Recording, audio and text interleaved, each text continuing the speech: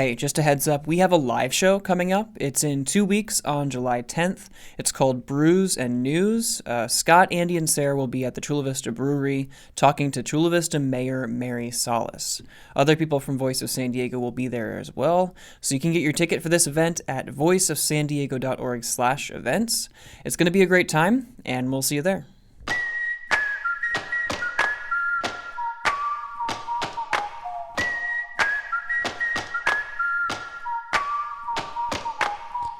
Thanks for joining us on the Voice of San Diego podcast in partnership with News Radio 600 Kogo.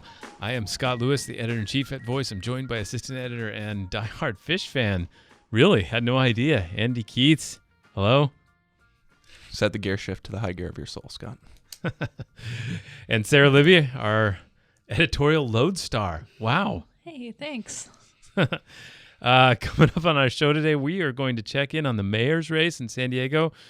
Some new lines have been drawn between Barbara Bree and Todd Gloria. She's pushed some buttons. She's excited to have pushed this week. Congressman Duncan Hunter is going through some stuff. Ooh. Lots of stuff.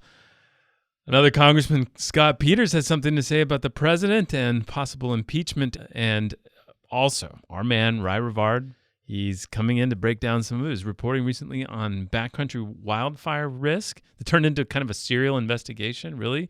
Wildfire risk and insurance companies trying to deal with it. And so he's going to break down all that he's found there. I think a lot of people have tweeted his story recently about insurance companies with some version of the words of, "This is fascinating." It really is. It's like a fascinating, climate change is real, but you shouldn't plan for it kind of thing. In some ways, it was a really interesting conundrum that some of these companies find themselves in, some of these backcountry residents. But first, let's go right into this. Tuesday, we all woke up 7 a.m., right on the dot. They scheduled it. San Diego City Councilwoman Barbara Bree sent out a mass email, and it promoted her campaign for mayor and asked for contributions. But it was the subject line that caught our attention right away. "They are coming for our homes." That was good. Sets the stakes pretty high. They are coming for our homes. She was talking about a bill. Well, she was talking about two things, really. A bill, SB 330, which is making its way through the whole Capitol in Sacramento. And that bill, Andy, take it away. I have no idea. I've written it 3 times what it does. It basically tells cities that they have to make it clear how to build housing and that they can't lower how many houses they plan to build in their city. You got it. That's it? After a large number of amendments. Where is the part where they come for the homes? Well, it did sort of, the overarching goal of it was like suspending local ability to limit the number of homes or to stop increases. Yeah, it does a few other things. For 5 years you couldn't do something which some cities have done, like set a moratorium on new development. Carlsbad's discussing doing that right now. It would suspend provisions that a city might have adopted that require public approval, overall popular approval of a new housing element, such as the city that the city of Encinitas has been going through. So it's sort of a big picture attempt to put a dome around cities and say that you cannot do these sorts of generalized anti-development maneuvers. But let's be clear. The sentence, "they're coming for our homes." There's no provision in the bill that would allow a flop-sweated bureaucrat from Sacramento to abscond with your single-family residence. Yeah, I cover Sacramento and I'm not aware of any bills in which people take or destroy existing homes. But is that the they? Because there's another they, right? Young, fair enough, hordes of knife-wielding people. I think when pressed, they would, on their heels, say, "Of course I was referring to the Sacramento bureaucrats." But a broader way to read it is, of course, the people moving into your neighborhoods who you don't want. there. So I actually didn't read it that way. I thought you were going to refer to the movement of self-described YIMBYs as the they. Yeah, no, that they being people who would come in to take your house or to take your neighborhood. Yeah, right. That's what I think. Yeah, they. So there's two theys. There's Sacramento bureaucrats, and then there's these hordes of young people Your that don't have a place neighbors. to live, right? Yeah. Or not even your potential neighbors. You're just these people who are part of a movement who are saying the thing that is objectionable to you, which is we should make it easier to build more housing. Well, whether those are Sacramento bureaucrats or anyone else. Right. But developers, YIMBYs, Todd Gloria, the Mayor Faulkner, etc. Okay, they're coming for our homes, though. So let's go to that second part. Take away they. We've talked about two. The other part is, so the taking of the house, or they're coming for it, which I think implies they're taking it away, is that more homes in your neighborhood, therefore, is a seizing of something from you, right? Yeah. It is a confiscation, and that something is what? What have we settled on? It's that neighborhood character, right? Yeah. Or it's the landscape of the feel of the neighborhood. Or your way of life. Your way of life. That's what they're coming for. I think so.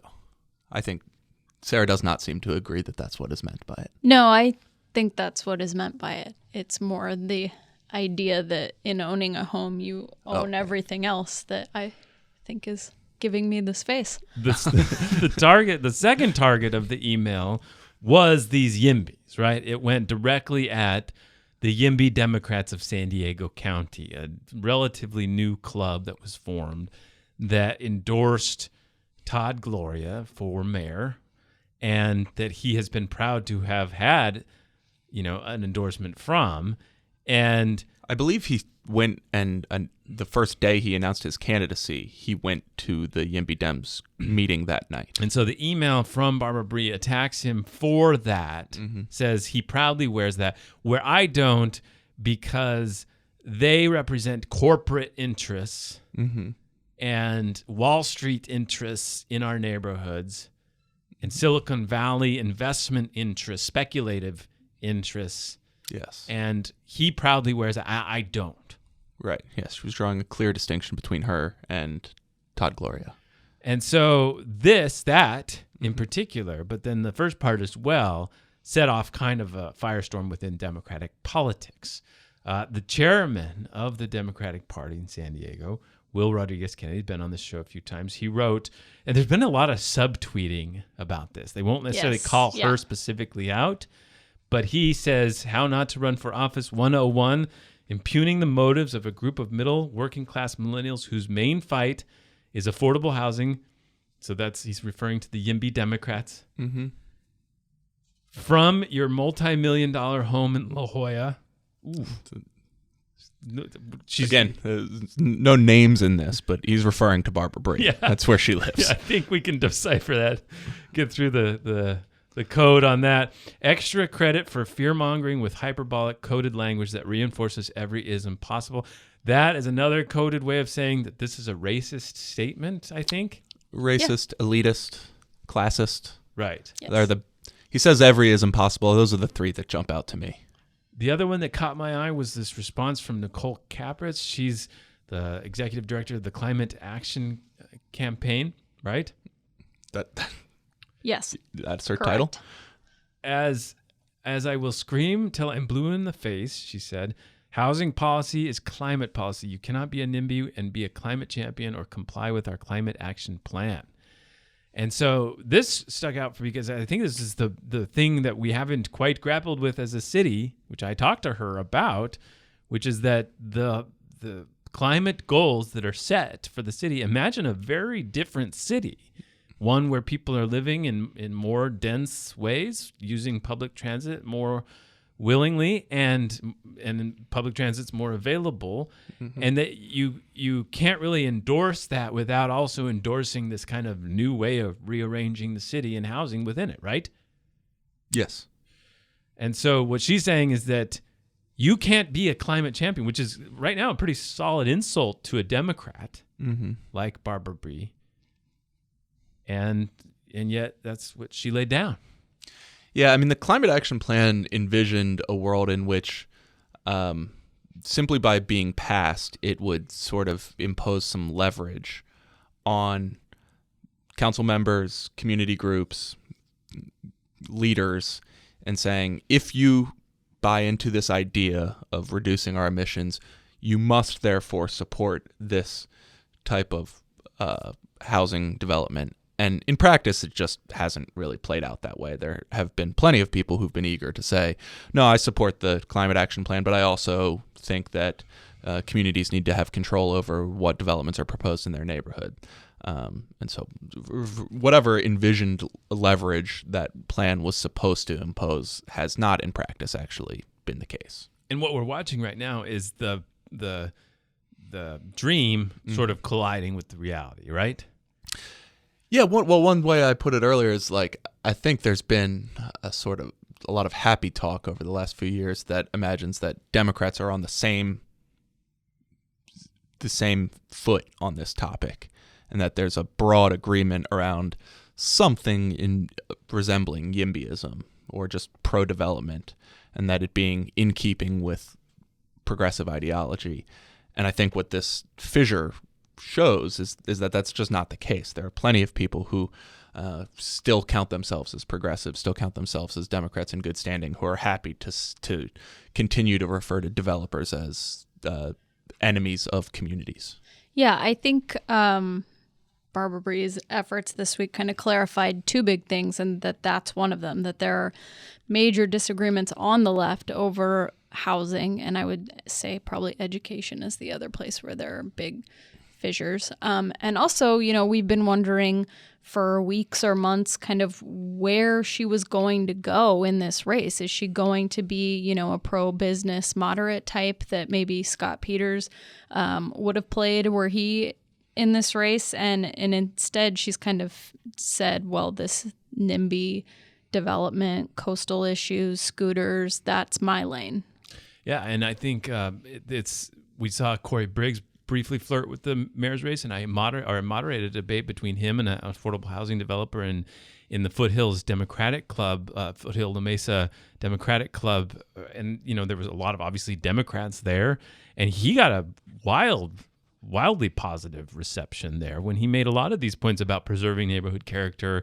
This is hardly a settled debate in any way. In fact, this race may itself be a referendum on that question if it continues this way, barring what a new entrant like Councilman Kersey or somebody could bring into the framing of the race. Yeah, I mean, the thing I would say, though, is that this sort of framing and this being something over which two candidates find themselves on different sides is not new to San Diego politics. In fact, absolutely it's one of the original tenets of San Diego politics, in that, well, for instance, one of the main topics here that has come into discussion is the coastal height limit.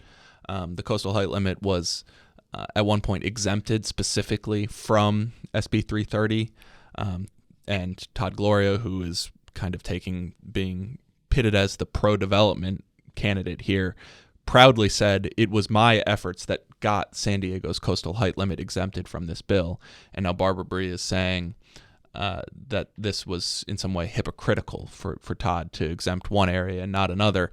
But the coastal height limit passed in 1972 was in some ways the most clear victory of this no growth, slow growth, anti-development political route through San Diego politics. Yeah, and in fact, Peter Navarro ran for mayor, almost won in the 90s, along a anti-growth, no growth, prevent Los Angelesization now plan.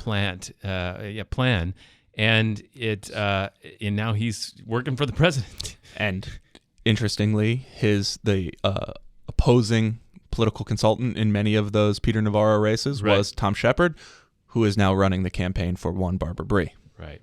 Everything comes back around. Right. So Barbara Bree spoke at a community planning coalition sort of agency. They're trying to decide whether to endorse that. She made her points there about what she's actually thinking about. I'm also running for mayor.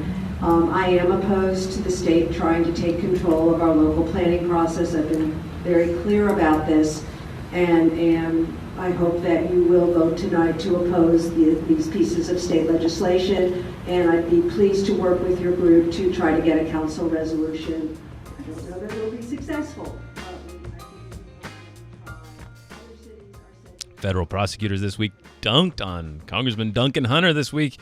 A new court filing went into detail about Hunter's alleged intimate relationships with women who aren't his wife. That includes lobbyists and congressional staffers. The court filing said after he was elected to his seat, which was once held by his father, he started to spend campaign money on these relationships. Again, go back to the law that we're talking about here. The law is in place so that you can't take money from people or can't take big, trips and gifts from them without disclosing it. You want people to know who's buying you hotel rooms or something. I think one way to put it is that people often refer to campaign donations as bribes. Right. This is the rule that prevents them from being bribes. Yes. Were it not for this rule, they would in fact be direct bribes. If a campaign donor was buying you a hotel room for you and your mistress for the weekend in, say, Lake Tahoe, that would be a bribe. Purely hypothetically. And so we try not to let that happen with campaign dollars. Right. So it's one thing. We're not talking a moral stand here about their family is their family, but when you start to take campaign dollars, that's where we're crossing the line. So it seems like the prosecutors are trying really hard to force him to deal with them and maybe come to some sort of agreement or at least capitulate.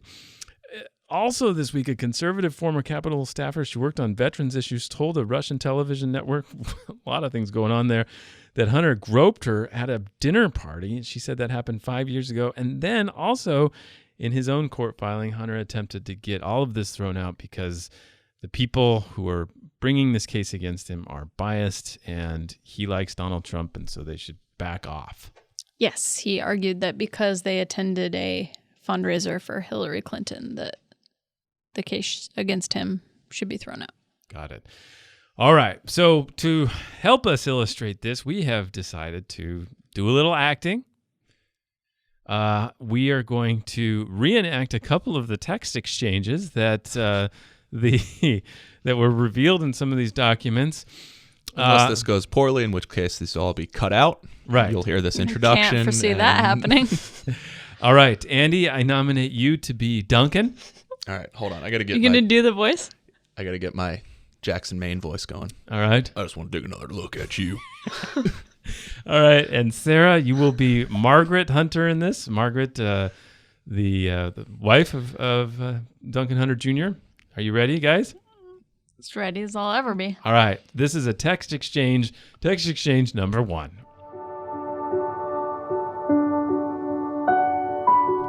Does my card work, babe? I need money.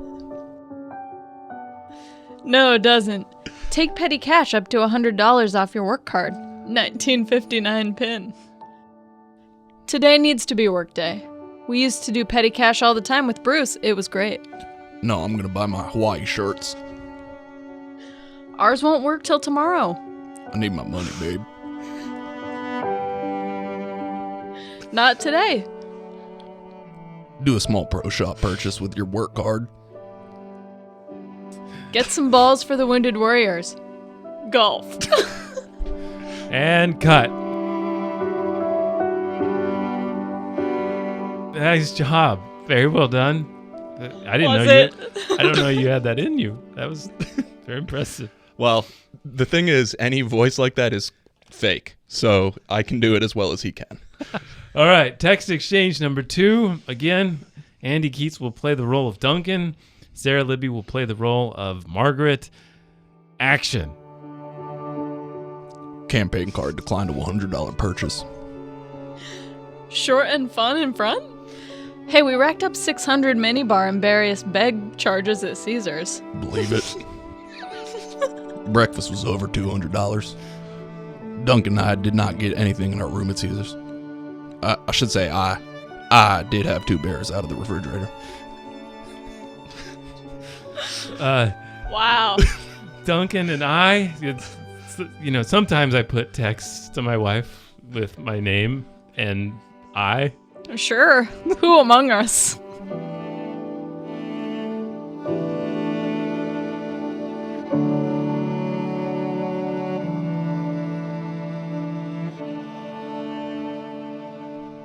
Okay, another local congressman, Scott Peters, don't have any texts from him in public record right now, has joined other congressional Democrats saying it's time impeachment proceedings against the president begin.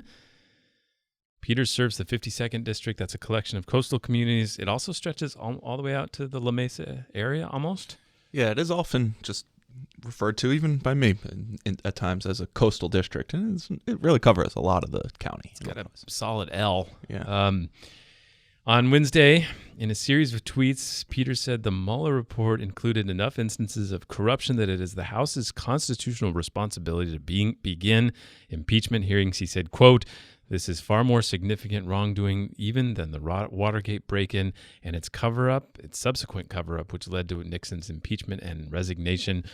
Impeachment is not about the president's character or policies. It's about upholding the rule of law and defending the Constitution." I remember when the Mueller report came out, he said he didn't prosecute crimes because he couldn't. And that's what he was implicitly saying is that it's a president. We have decided that those crimes for a president are dealt with by the Congress. Mm-hmm. And what Peters is saying is that we should prosecute them. It's interesting coming from Peters, just in charting his journey in Congress. In 2012, when he won very narrowly over Brian Bilbray, that district, which was seen as very purple at the time, immediately became a pickup opportunity, or was seen as a pickup opportunity for Republicans. He then won very, very narrowly in 2014 against Carl DeMaio, and now has progressed to a point where he's not even getting a serious challenge in this election cycle, and has passed up an opportunity to run for mayor that he was not shy at all about saying that he was very interested in and thought would be a good job. And so he's now becoming comfortable enough in Congress, not only to pass up an opportunity to run for mayor, but also to come out front and say that he supports impeachment proceedings, which, that it's still not something that's favored by a majority of the country. So he's openly putting himself out there in something that is not particularly popular and in a district that's still kind of seen as a bit swingy. Yeah, and it's still also a little surprising coming from him. He's not, like a toe-the-line progressive by any means. He said recently he doesn't support the Green New Deal, so he's not somebody who just kind of knee-jerk goes along with every farther to the left progressive issue.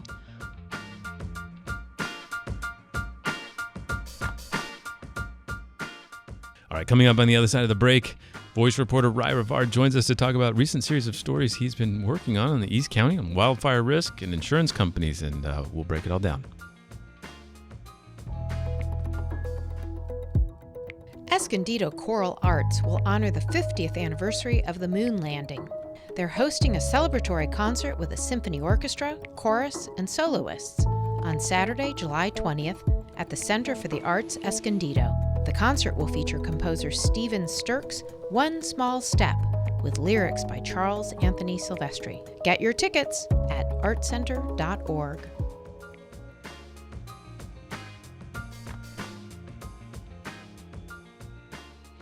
California officials seem to agree we are living in a new normal when it comes to wildfire. And in that new normal, climate change will cause fires that are bigger, more frequent than in the past.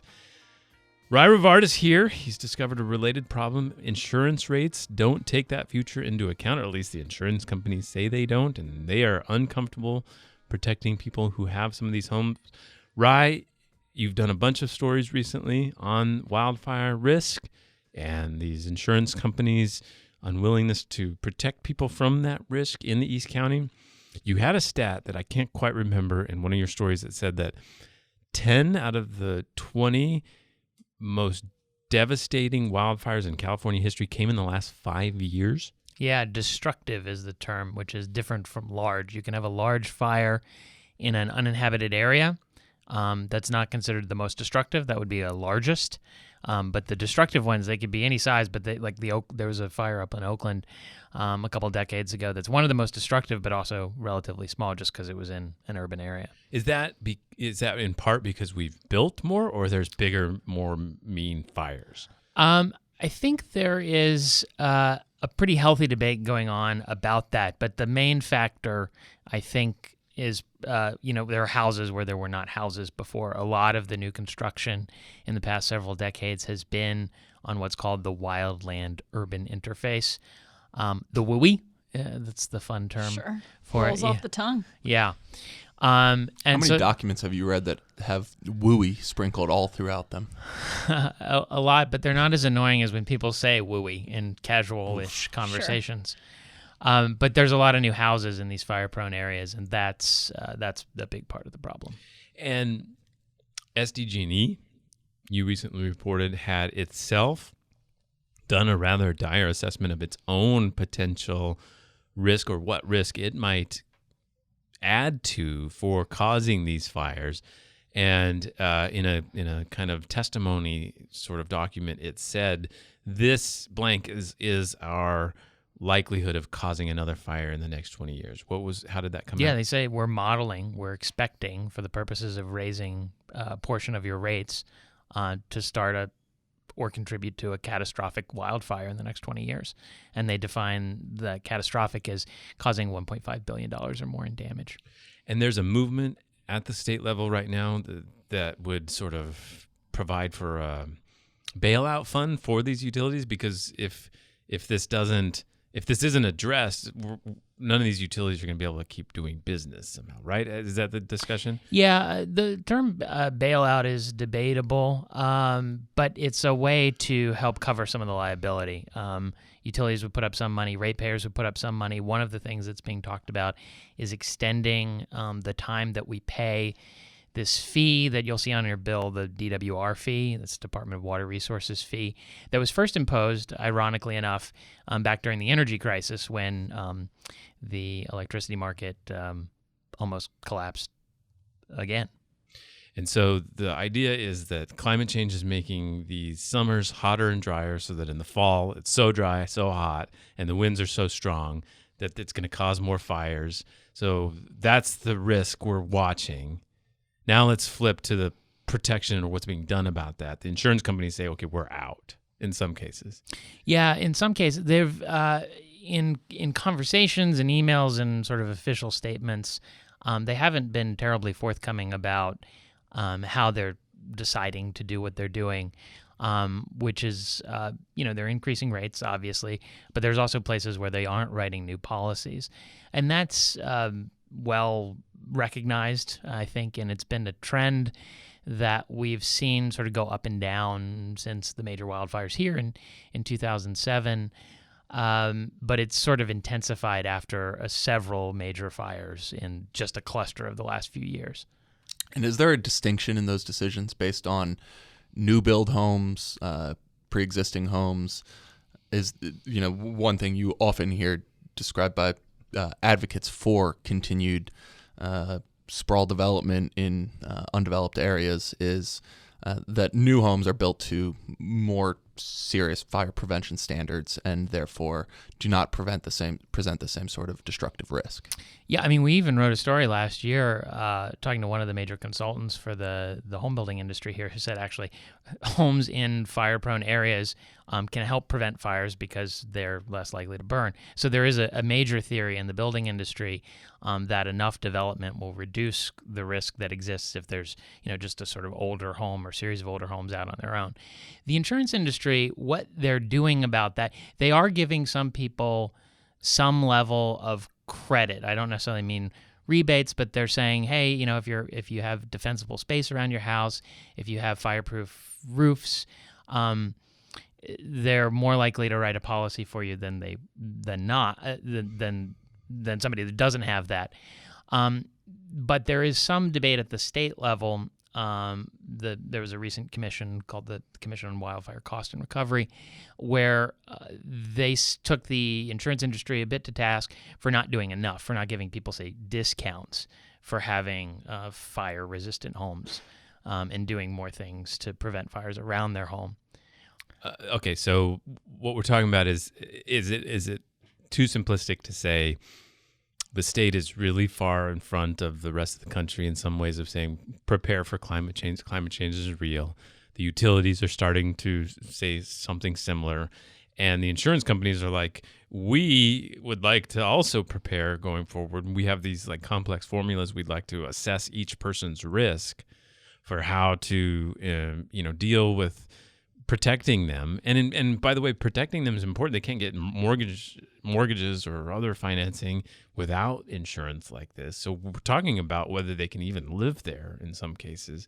And so they're saying we would like to prepare and evaluate the risks specifically, but then the state's like, whoa, you're kind of getting ahead of yourself. So there's a couple of different things that are going on. There is models, sort of proprietary models or models that are sort of publicly known about that insurance companies use to decide, which specific homes they'll write policies for. And some people have criticized those for being overly opaque or broad. Supervisor Diane Jacob just put out a statement this week suggesting that she wants to find out more about, how people in East County and the backcountry are being denied coverage and why. But there is a larger model, which is just looking at an entire company's risk, and that's the one we wrote about. And what insurance companies want to do is they want to say, look, the risk of fire now is different on a sort of larger scale, and we want to be able to essentially charge people rates based on fires that haven't happened, fires that we think are likely in the future. Bigger, meaner fires. Or fires that, they could be the same size as they used to be, but they're now in places where people are living. So the distinction here is instead of looking at previous burn areas and saying you're not in a place that has burned anytime recently, therefore your fire risk is X, this is saying we want to do some predictive modeling, and we actually think that despite what's happened in the past, you are now in a burn area. Yeah, I mean, for instance, if you look, this isn't something that the insurance industry used with me, but it's an example I sort of came up with. If you look at the Laguna Fire, which was one of the big fires in the state, which happened in 1970 out in East County, insurance industry modeling generally looks at the past 20 years of catastrophic losses. And so, this wasn't a quiet 20 years by any means, but the past 5 years have certainly been more destructive than the 15 before that in lots of parts of the state, and obviously not in San Diego. But so those sort of quieter years aren't priced in to the risk that insurance companies get to think about in the future. And what they want to think about is they want to look at the Laguna Fire that happened in 1970. They want to look at big fires that happened in the 1920s and say, what if these happened in the future and people are living where they happened? Is a kind of rough way of talking about the modeling that they're trying to do. So what are at a local level, what are the implications for some of the decisions that are expected to come before San Diego County Board of Supervisors in the next few years around some of these long-discussed master planned communities in undeveloped areas or lightly developed areas? Well, one of the big things to think about for the insurance industry is there's two things that we talk about. We talk about availability and we talk about affordability, and those are often different things. The insurance industry, they say, if things are going to be cheap, then we can't make insurance widely available because we can't afford to take losses. If you allow us to jack up premiums, we can make it widely available. But of course, for people that have to pay those higher premiums, it might be available but unaffordable. And so that leads to the sort of local planning discussion, which is if we're going to continue to still have catastrophic fires and we're going to allow the insurance companies to plan for them, what is that going to cost people who live in places where they need fire insurance and there is likely to be a fire? And I don't know that we really have dealt with that issue in a real way yet. People have talked about it. We've run op-eds. We've written a few stories that touch on it. Others across the state, particularly in Northern California, where they've just had very destructive fires, have talked about it too. But nobody has really reckoned with, do we just shut down construction in some parts of the state? And that is something that probably should be considered. The former Cal Fire chief, for instance, suggested that. Yeah, I think that's the even deeper level of this discussion, which is that, are we willing to say like it is a collective responsibility to protect people who want to live in those areas, and not just protect them with fire protection engines and such, but also with this collective insurance pool and other things that we might do from the government standpoint. I mean, I had a fireman tell me one time that in order to protect a house from a raging wildfire that's coming toward it, you literally have to have a truck at it. You have to have one engine at that house protecting it, and you might save that house at that point. And so when you look at the scale of some of these fires coming and the idea that, the scale of defense that we would have to build to protect these homes in these areas is rather daunting. And, is that a decision that we're just sort of sliding into, or have we proactively made the decision that it's okay that they live out there and that we will protect them through all these soft and hard ways? It seems like we've been fairly permissive for a long time, and that's why we are now having this huge fight over sprawl development in a very real way. So, all right. So Diane Jacob wrote this letter this week. Help me understand, what is the upshot of her letter? What does she want? I mean, she's looking out for people in her district that are having, like the story we focused on is the town of Alpine, where they're having trouble. People there are having trouble getting insurance. She's concerned about them being able to get and afford insurance. But I don't know. She wants them to have insurance, but I don't know what the necessarily the recommendation would be. Yeah. So is the mechanism? Would it be fair to characterize it as sort of a trade-off that somebody's going to have to decide on, which is either force insurance companies to cover these homeowners, and if the risk is accurately priced the way their new models suggest, they're just going to have to take a loss on that, or allow the insurance companies to increase their premiums and then encourage the government to step in and essentially subsidize that risk.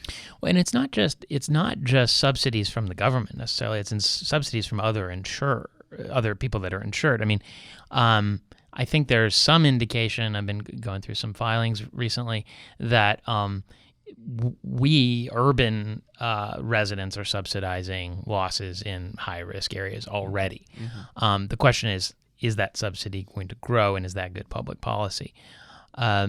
Because people that live in the city that generally, there's not major fires raging through major cities. So your insurance rates are lower, but they're maybe not as low as they would be if the insurance companies didn't also have to subsidize people in high-risk areas. That's sort of what insurance is, mm-hmm. but at a certain point it gets so out of whack that it becomes unfair. Mm-hmm.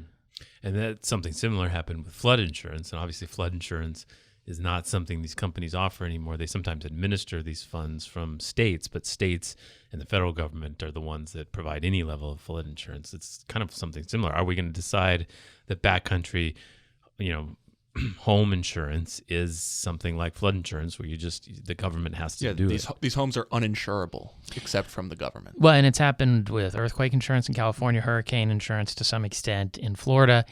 And to some extent, there's something called the California Fair Plan, which is people talk about it being the sort of public option, but it's actually it's not backed up by, it's not subsidized by taxpayers. It's a last resort fire insurance policy that exists actually because of inner city rioting, and then that was expanded to cover wildfire risk. And so the FAIR plan is a sort of backstop, but it's priced according to risk, so it's not subsidized. So you're not getting affordable insurance necessarily. All right. Ry Rivard has done some great reporting on the backcountry fire risk and how various levels of government and business are dealing with it. Ry, thank you. Thank you.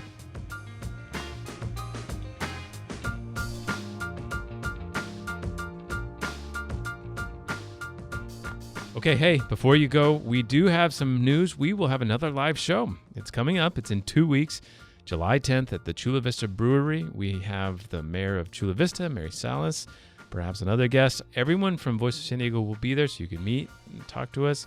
We'll have some audience interaction and games. Get your tickets at voiceofsandiego.org/events.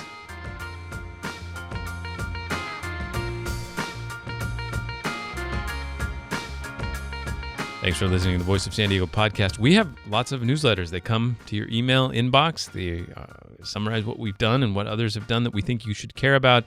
And if you have listened to this show all the way through, then these are definitely for you. voiceofsandiego.org/newsletters. There will also be a link in the show notes. I am Scott Lewis, editor-in-chief. Andrew Keatts is assistant editor. Sara Libby is managing editor of Voice of San Diego. And this show is produced by Nate John, Adriana Heldies, and Megan Wood. We'll talk to you next week.